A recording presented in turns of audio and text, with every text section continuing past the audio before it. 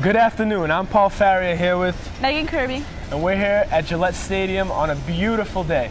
We just actually got out of the press box for Bill Belichick press conference, and with all the questions swirling around, we actually had a few questions of our own. Right, Meg? Right. So, Paul, I was wondering, what do you think about the rookies and how they're going to adapt to Bill Belichick's playbook and everything, considering it's one of the most complicated playbooks around? Well, Bill Belichick has a complicated defense, as we all know, but he also does a great job at simplifying things for each of his players. You know, you read it time and time and again how everybody has to do their job, and that's all they got to worry about. So even though there's a bunch of things going on in the field at the same time, they just got to worry about what they got to do, and it gets simple, no more simple than that. Yeah, I'd say the only position that I would put that, you know, where experience is really, you know, really it's something you got to consider as quarterback. I think all the other positions, of course, it's you know, it's good to have more than less, but I think we've all seen a lot of players play all those positions, and we've certainly seen a lot of rookie quarterbacks play well. I'm not saying that, but I think that there's, you know, there's just so much happening at that position that, you know, having gone through it from an experience standpoint, you know, played in games in the NFL and with the rules and the situations and, you know, the way the game's played and all that, and you know, have the control of the team that a quarterback needs to have. You know, there's a lot to be said for experience at that position. You know, I think the other positions, yeah, sure, you'd like to have it, but we've all seen a lot of good players at pretty much every position, I would say, in their rookie year. So if you have it, great. If you don't, I don't think it's a prerequisite. I would say, you know, this looks like training camp, and there's always that sense. You know, we have 90 players, and the roster has to be cut to 53 in a few weeks. So that's obvious. That's not a new story, but we all know that's what the situation is. There's a lot of competition out there, and these are very competitive athletes, and they're responding to the competition because of what their aspirations and goals are. So, but you know, it's always that way. I mean, it might be 80 to 53 instead of 90 to 53, but it's, you know, you still have to cut your roster down. So I don't think it's too much different. Great. Also, what do you think about him going to the 4-3 instead of a 3-4? I think it's a great idea. You know, especially with the addition of Albert Haynesworth. He didn't really work out too well in the 3-4 in Washington, didn't like the nose tackle too much, and he's been quoted several times saying, I want to kill the quarterback.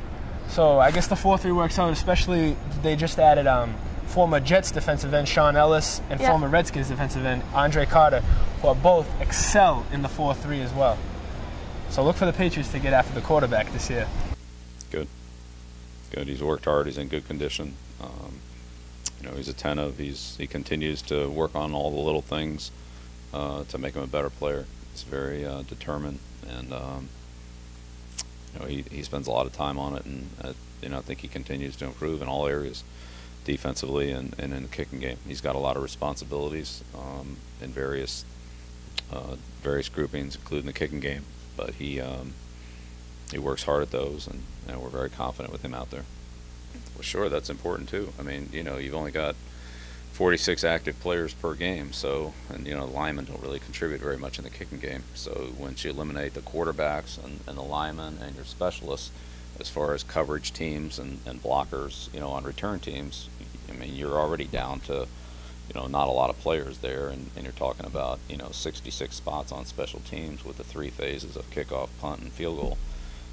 So, you know, that's a lot of positions to fill with, you know, not all that many guys. So a player that can, you know, be a 2, 3, 4, you know, can play on 2, 3, 4 special teams.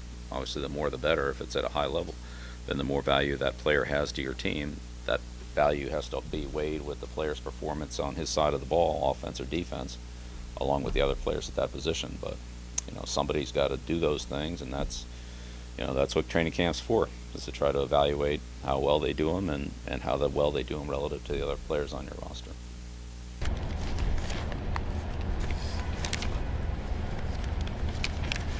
Paul, you know what I just realized while waiting here to watch practice? What's that, Of all these newcomers like Ocho Cinco and and Haynesworth, don't you think they're going to do amazing this year?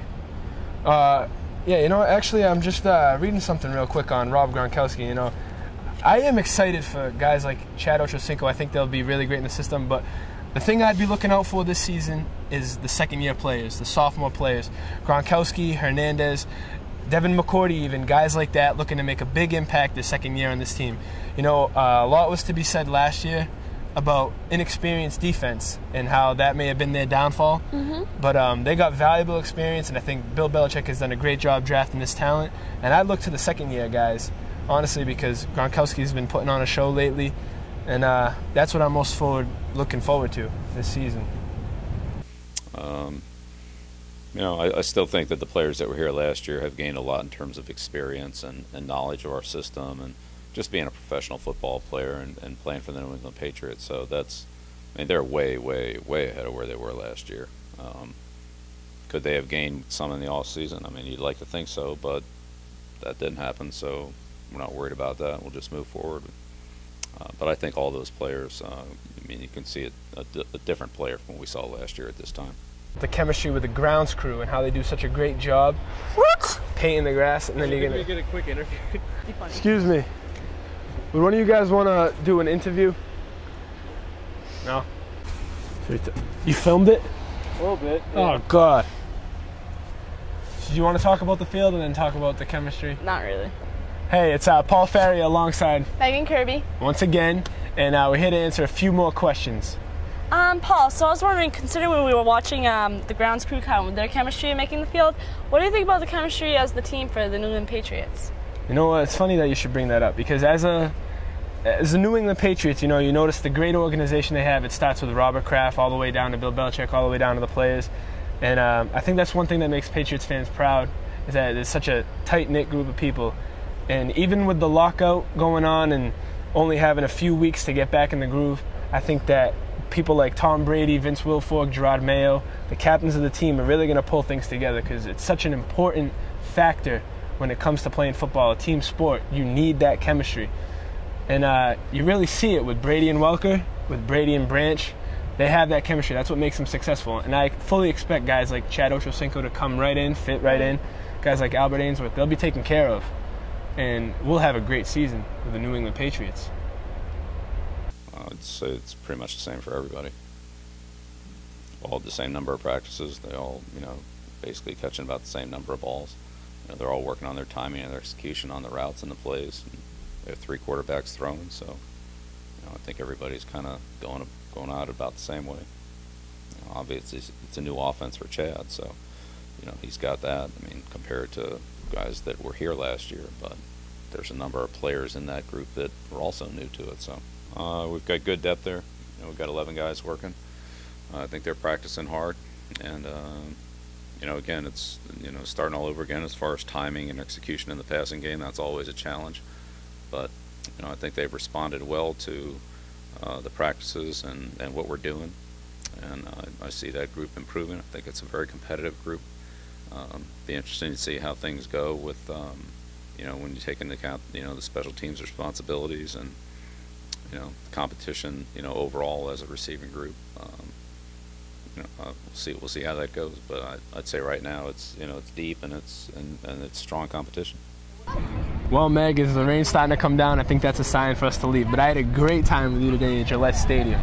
Definitely, we definitely got to cover some things with Bill Belichick. We got to talk about the veterans, the newcomers, and even some of the rookies. It's definitely a great day for Patriots. And as you know, it's always great to see Tom Brady throw some passes around. Yes. Great day. All right, this is Raynham Channel, and this is Meaghan Kirby. With Paul Faria. And have a nice day. Okay.